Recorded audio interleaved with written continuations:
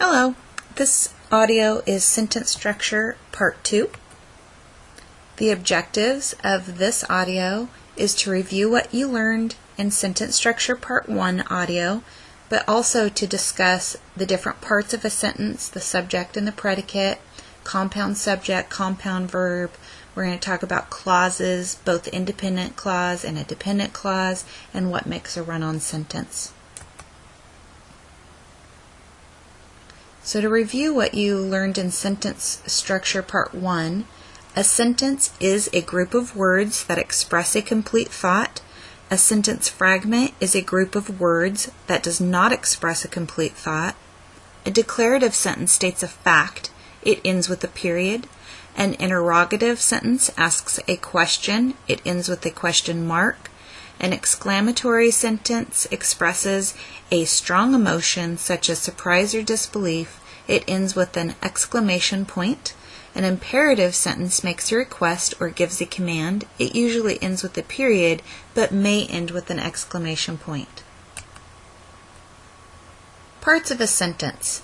A sentence needs a subject and a predicate. They're the two most basic parts of the sentence.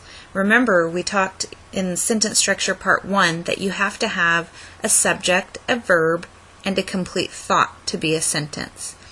All sentences will have a subject and a predicate. The subject is a noun or a pronoun, and the predicate will contain the verb. So a little bit more about the subject. The subject tells what the sentence is about. It may be one word or it could be a group of words. The subject is a noun, which is a person, place, or a thing. The most important word of the subject is the simple subject. The other words in the subject are there to give more information about the subject. The predicate. The predicate describes something that the subject is or does. The most important word in the predicate is the verb. And remember that a verb is a word that expresses an action or a state of being. I want you to look at this sentence. My older brother Tim once worked as a mechanic. When you look at this sentence, can you identify the entire subject and can you identify the predicate? Take a moment and think about it. What is this sentence about? Who is this sentence about?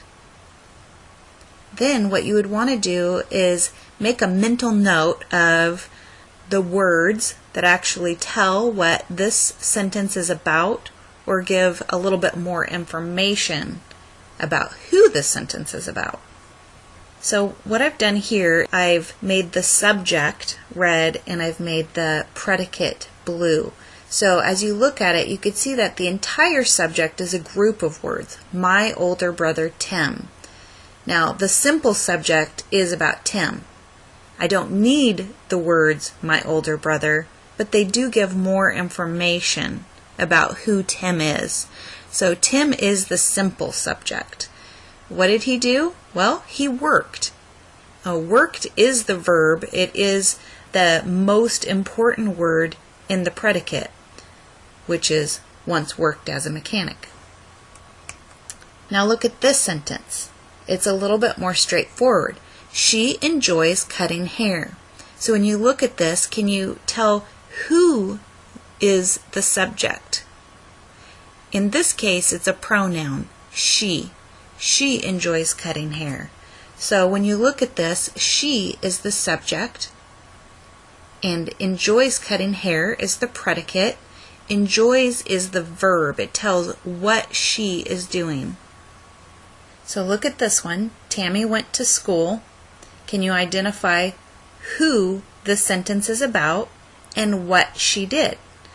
Tammy is the subject and went to school is the predicate. Went is the main word in the predicate because it's the verb. It tells what Tammy did. She went to school. Sometimes you'll have a compound subject. A compound subject is where two or more nouns work together as the subject. The subjects are joined together by and or the word or. So an example here is Tim, Jim, and Pam went skiing. Look at the sentence. Who is this sentence about?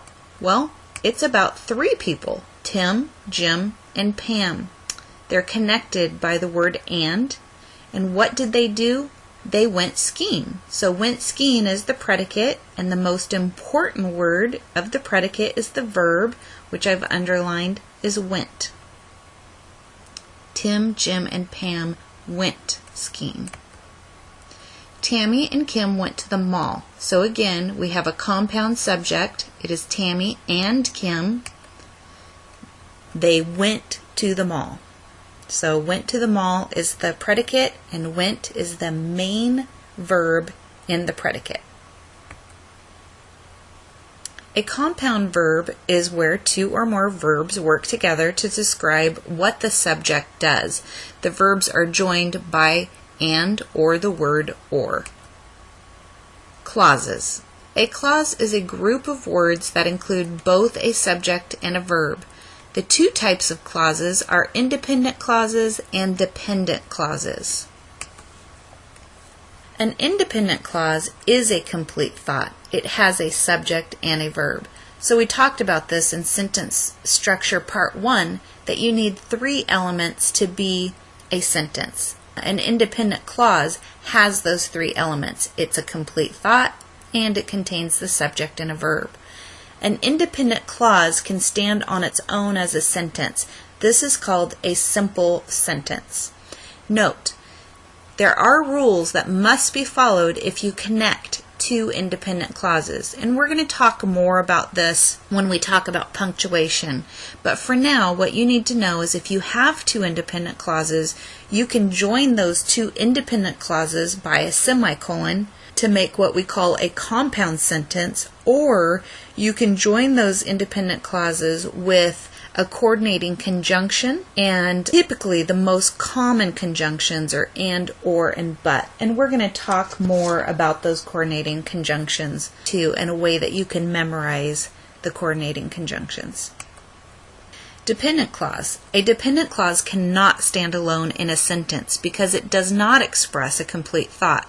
So we talked about this in sentence structure part 1, that you need to have all 3 elements to be a complete sentence. A complete thought, a noun, which is the subject, and the verb.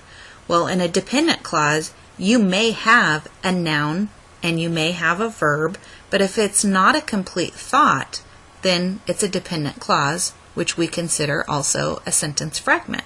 A dependent clause will then depend on an independent clause to make it a complete sentence. If you were to start a sentence with a dependent clause, you would probably set it off with a comma, and then you'd have your independent clause follow that.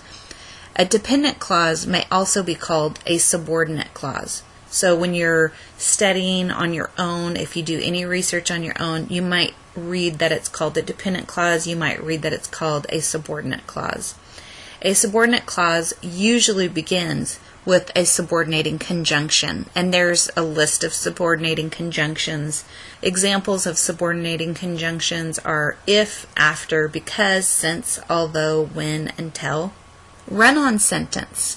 What makes a run-on sentence? A lot of people think that a run-on sentence is when a sentence is too long, but in fact it has nothing to do with the length of the sentence. A run-on sentence is 2 or more independent clauses that are joined only by a comma with no coordinating conjunction or nothing at all. If you had 2 independent clauses and you simply put a comma between them, that would be a run-on sentence. So to fix that, you would want to put a semicolon there instead, or you'd want to use the comma with a coordinating conjunction. So to review, an independent clause, a main clause is a complete thought and has a subject and a verb. An independent clause can stand on its own as a sentence, and this is called a simple sentence. A dependent clause, a subjective clause, cannot stand alone in a sentence because it does not express a complete thought. It is a sentence fragment. A dependent clause depends on the independent clause to be a complete sentence. And lastly, a run-on sentence is 2 or more independent clauses that are joined only by a comma, no coordinating conjunction, or nothing at all. Thank you.